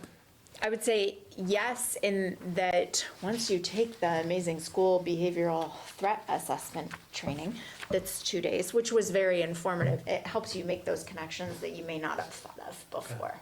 And that training, that policy, all our procedures around that has some makes you go back and look at all that data, right? So like a student makes a comment, this happens unfortunately, right? Never fails, like does the pretend gun thing, right? Sometimes it's from a video game, but you can't just write that off. There was a time you would write that off. So then we go into our school behavior threat assessment. Or I was just joking when I said that, I didn't really mean that. Now we go through the whole thing, but that does force you in those procedures to go back and look at that individual kiddos. What are their interactions with others? What are some of these referrals, both teacher managed and office managed, to just kind of get like a full, So you'd be referencing some of this data? for an individual kiddo Understood. or a couple kiddos. Yeah, Same thing, like when someone says, I feel like my kid's being targeted or bullied, we're able to, have data to support that. Yeah, okay, thank you. which is why, not that I want to add more to people's plate, but like Robin said, the importance of documenting all, because frequently it helps. Say, You have to, like, yeah. It does, and it's unfortunate when sometimes you have to, if you just have to look at the data and it's not there, but in your head, you know it's something different than what's showing. Right. Like, Or even saying to a parent, maybe Waterman's a great place for your kid. Right. And they're like, why would you say that? exactly. So, yeah, all that kind of ties together, and we can pull it all by the individual, and not just for this current year, we can go back Sure. Yeah, for great. pretty much their span that they're with us, Yeah. so to speak. That's great, thank you. Yeah, no, great question. So it is exciting that we're seeing a decrease. Like I said, we will do a refresher again. I would say the most common behaviors that have ended my way are class disruption, because it just, like, we can't come back down. Or I call it physical aggression, and I'm not saying it's a fight necessarily, but like the hands-on that starts as a joke that goes too far. and then someone's mad, and then we just can't recover. And we shouldn't get to do fun things if we can't be in control of our body, right? So we have to pull it in. Yep. But those are the two biggest areas that I usually see people from. I will say we have, next to that is what I call the joking that not everybody thinks is a joke, right? I had an incident today, in fact, where a kid was like, I don't understand, we were all just joking. And I was like, yeah, except that hurt someone's feelings, and that's not a joke anymore. Right. So we've kind of gone away from the knock knock joke thing to like, we make fun at the expense of as a joke, and we're really trying to Address that. and hopefully eliminate it one day. I'd love to not have that conversation anymore, but. So those are, Good, well, Yeah. we're teaching our kids how they need to act as adults. Right. Because there's, how to be human, right? Yeah. It's a hard thing. yeah, and it's very important, and I know some adults that could go through that. Yep. I will say a majority of these referrals are probably less than 5% of our students of the major ones that land 5% my. being how many? Say that again. 5% being how many? So out of both buildings, that is maybe 4 kids that consume a majority, consume. Just need something extra. And sometimes it's just my title. It's not that I'm doing anything different than any other adult, it's just that I'm the Yeah, there's principal. also trauma to deal with. Yes, and there is some ties to that. So next after behavior is chronic absenteeism. So now that it's comparable almost. So last year, as a reminder, about 15% of our students between both buildings were absent 17 or more days. At the halfway point, that's about 6, or like December to January, that's about 6 days of school. Or And right, Sorry, Linda, that's just absent for the entire day? absent for the entire day. And it does not matter the reason, right? Like, I'm not saying I want anybody to come in when they are upset to their stomach. But that is just like just whatever the reason could be. So it could be from upset to the stomach to family trip and everything in between. And so this actually gives you a better idea that last year there were 128 students we were looking at. There's 113 now, K through 6. So there's 18 of those students that have missed 6 or more days. Well, sure, we've gone through the stomach bug, the flu, and all the things in between. Hopefully we're towards the end of that at this point. And so while we're a little higher around chronic absenteeism than last year, those that are close to it, like 3 or 6 days, that has decreased significantly. So like at the end of the year last year, there was 30% of our population that was done that. We're about half of that right now. And then there's quite a few kids who have barely missed a day. And it's not because we're like pushing through. So you don't differentiate between like an excused absence and an unexcused There absence? is that because the state of Vermont requires us to have that should we move forward with truancy procedures. Got it. But Okay. in terms of like, you missed instruction versus you Right, and didn't that's what miss you're instruction, that's what I'm That's what counting we're in there, reporting yeah. here now, is that you've missed an Yeah. instruction day for whatever reason. Yep. Okay. And we don't include preschool in this because it's Okay. not mandatory.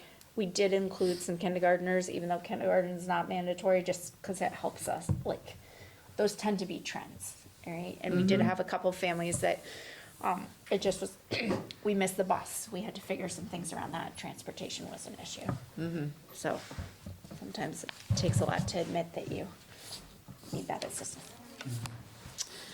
I will say, well, we've had the runaround on all the illnesses. We have seen quite the decrease in those illnesses, and I think I really need to credit our custodial staff because we've had much cleaner buildings this year than we've had in years past, and surfaces are cleaned more frequently, and I do think that makes a huge Oh, yeah, absolutely. huge difference.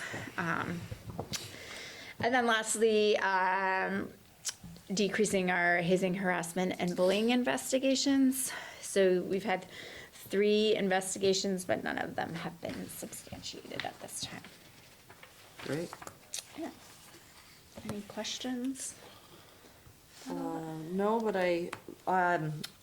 Josh wasn't able to be here, but he did want to express how impressed he was with the social emotional data report. And it was great to see that bullying and harassment numbers trending downwards, clear evidence that the addition of our school counselor and UVM social work intern is making a meaningful impact across both campuses. Caitlin Mitchell's monthly social emotional updates in the Thursday folders are also fantastic. The Great. content is thoughtful, informative, and a great way to keep families connected with the work being done with students. Oh, thank you. That's great to hear. Yeah. Like I said, it was a position that was greatly missed. Excellent. So it's great to have her back, and she's been a great addition as well.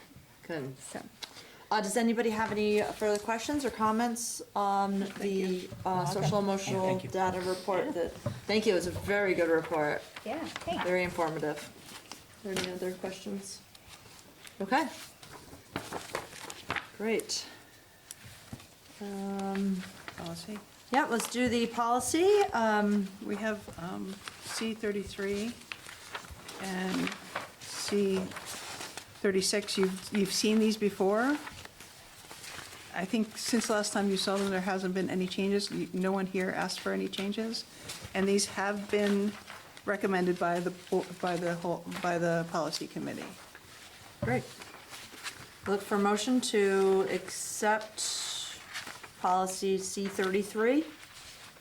So move. Second. Is there any discussion? Okay, all those in favor signify by saying aye. Aye. Aye. I look for a motion to approve policy C36.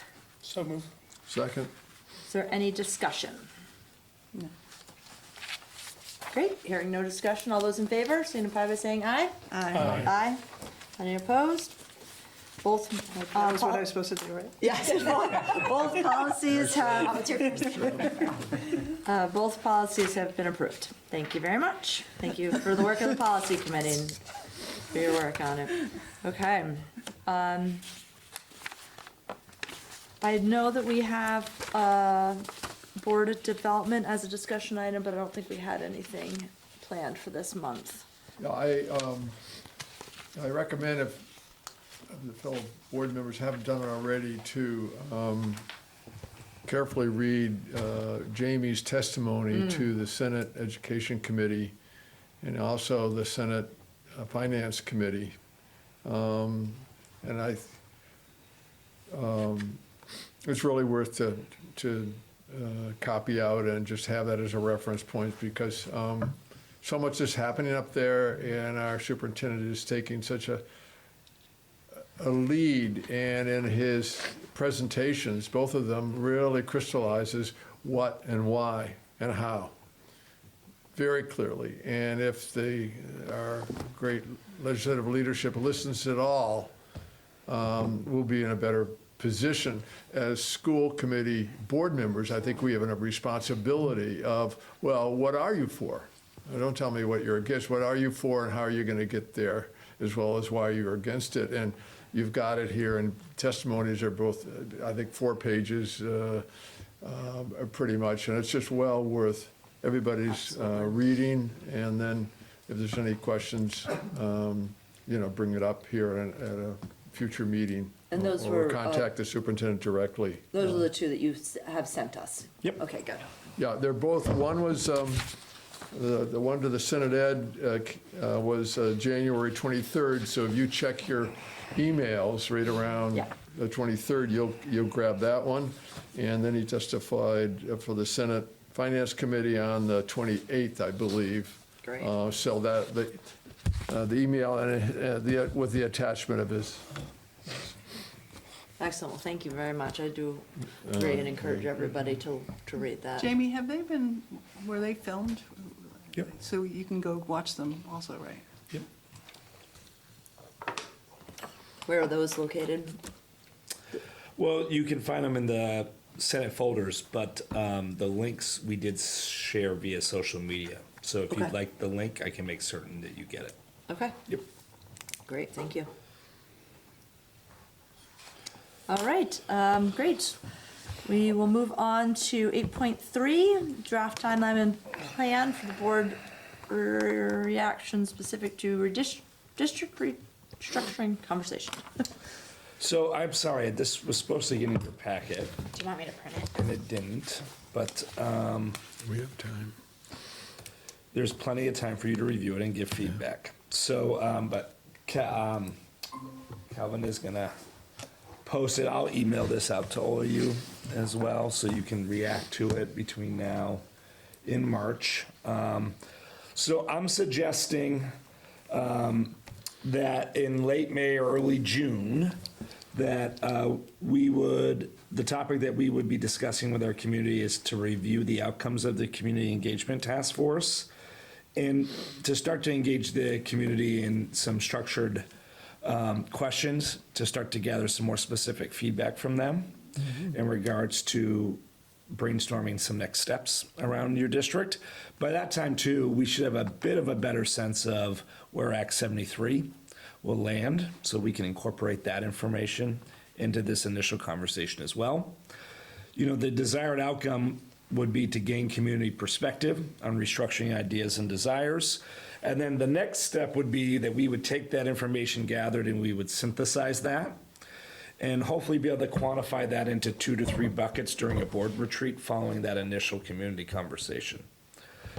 Then we would come back in late June, coming out of the board retreat, and we would talk about, we would use late June as a board retreat to synthesize this.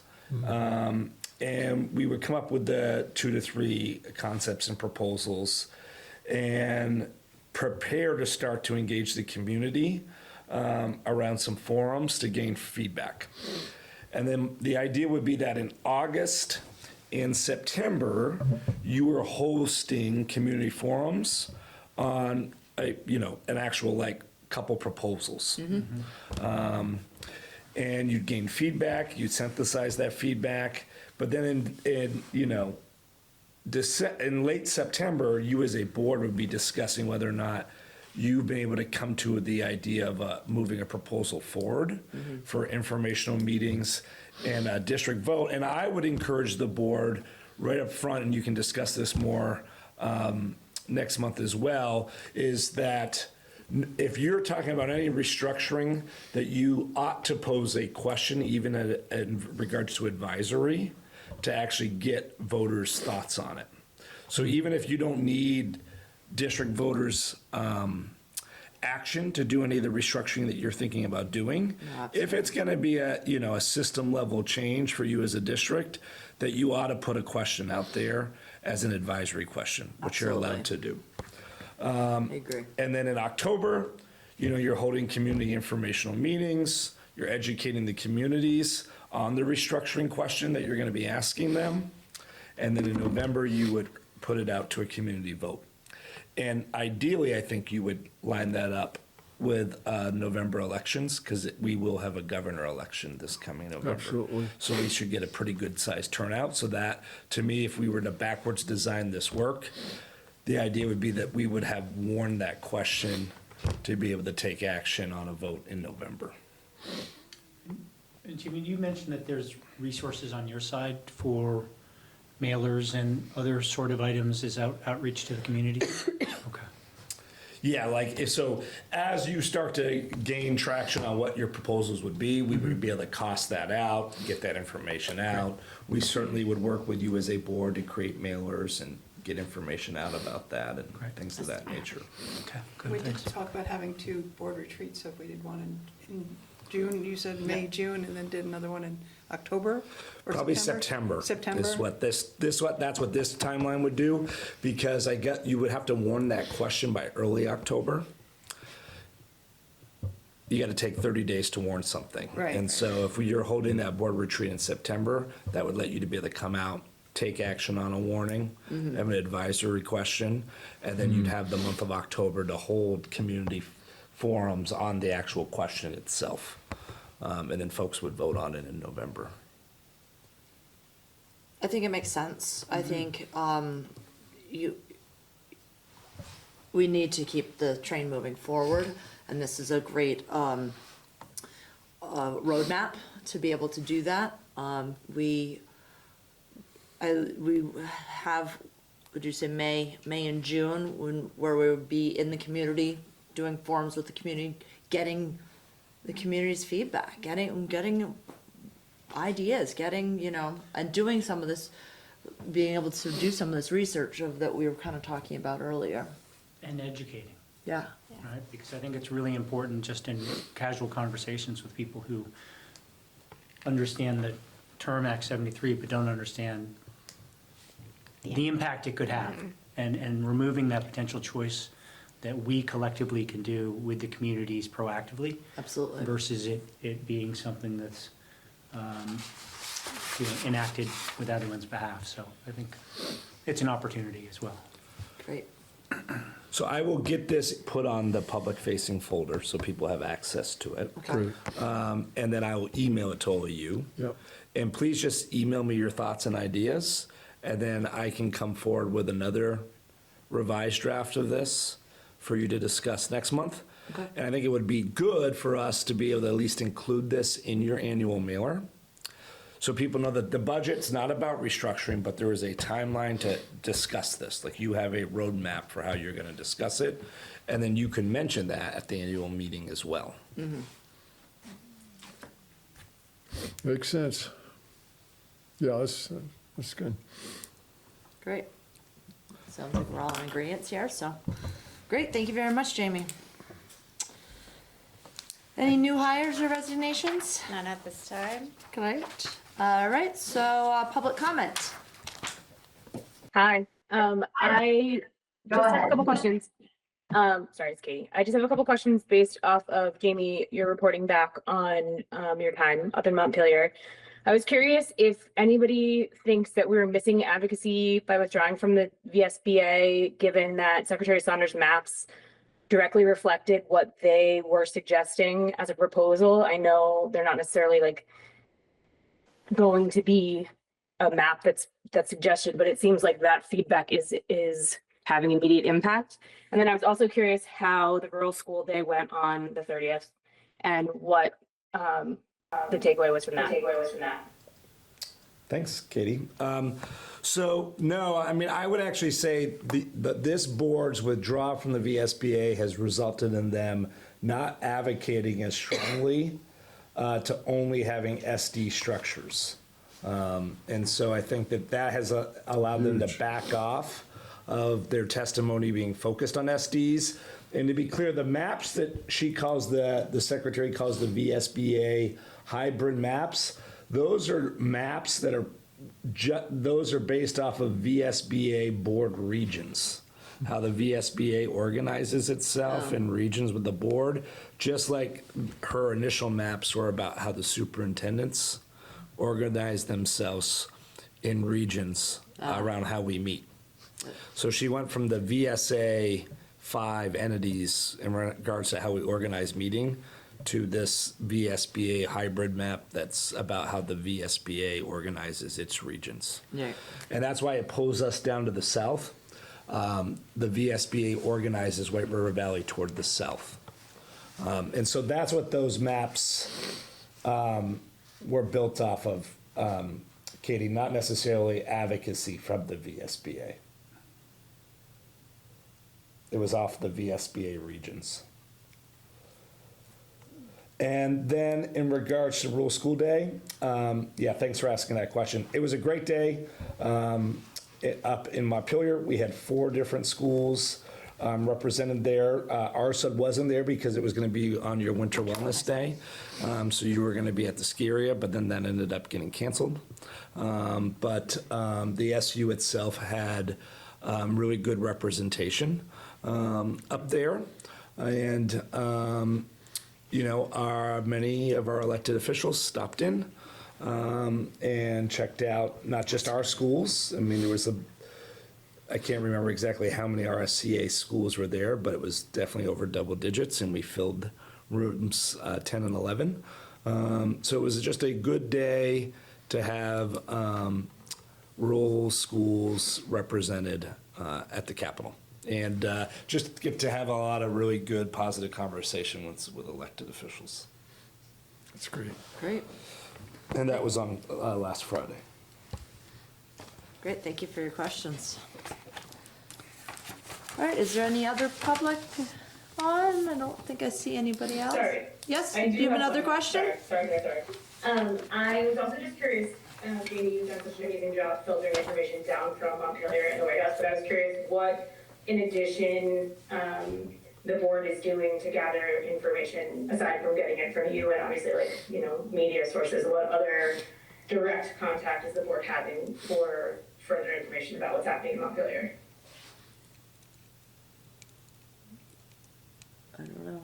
Our updates come from Jamie And the RSCA. and the RSCA, yep, our advocacy group. Yeah, there's been, RCA provides almost daily updates, Sometimes multiple. letters to the editor, editorials, and both brief and sometimes very much in depth to hear what's going on and what people are saying and the analysis of where we should be going. And it's very impressive, given the quality of opinion that we're sharing with the legislature through the Rural School Community Alliance. It's just, they're really, I'm not kidding, they're really getting educated, and the Rural Alliance is really leading the charge there in so many ways.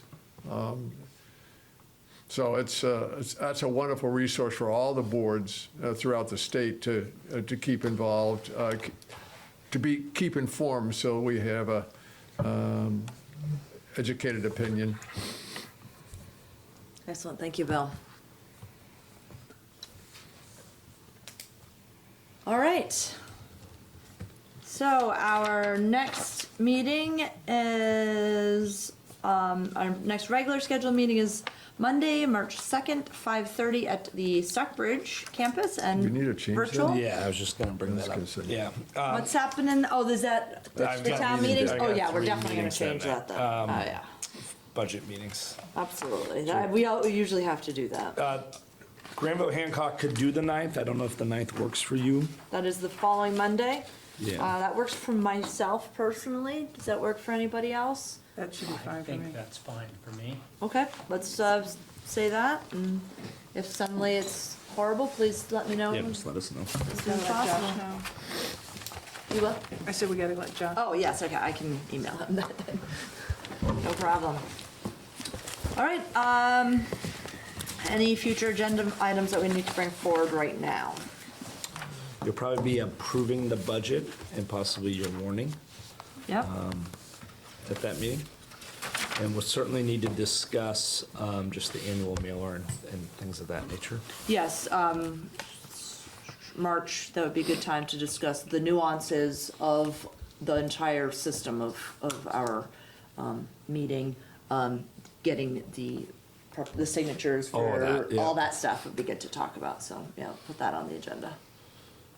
Great, thank you. I look for a motion to adjourn. Motion. All in favor? Aye. Aye. Thank you, guys. Thanks all.